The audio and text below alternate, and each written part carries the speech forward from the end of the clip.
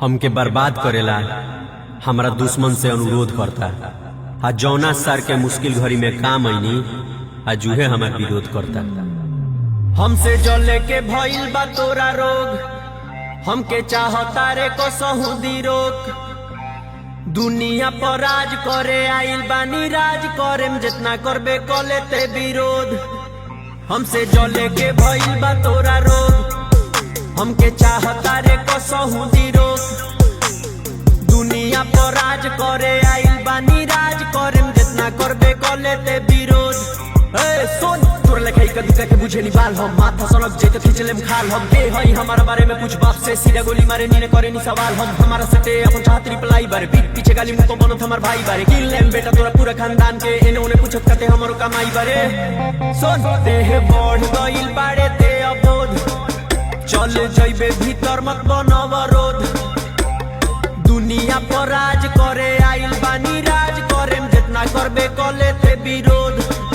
हमसे जले के भइल बा तोरा रोग, हमके चाहता रे कसहुदी रोक।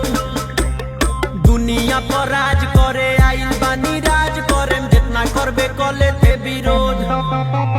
छोड़ दे गाँव अब नइखे तोर खैर बेटा, भारी परी हमारा से कइल तोर बैर बेटा। नजर मत अइहे ना तो फैर प फैर होई, जान तबे बची जब धरबे ते पैर बेटा। गलती कइले बारे सोशल मीडिया पर बोल के, अपना साथे ते औकात हमार तोल के। जितना कमात हुई है बाबू तोर महीना, उससे ज्यादा खर्चा बा गाड़ी में पेट्रोल के।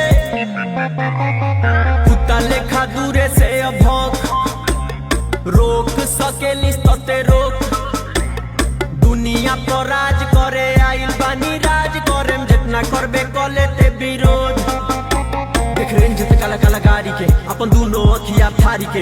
राख लगा के खींच ले तनी रक्त जबान संभारी के। जेकर मुड़ी पर तोरा हाथ बा, ओकर हमार आगे का औकात बा। नया नया पैसा भइल बा, यही से गर्मी ना तोर संभरात बा। बुझता नी बेटा हमसे जले के भइल बा तोरा रोग, हमके चाहता रे कसहुदी रोक।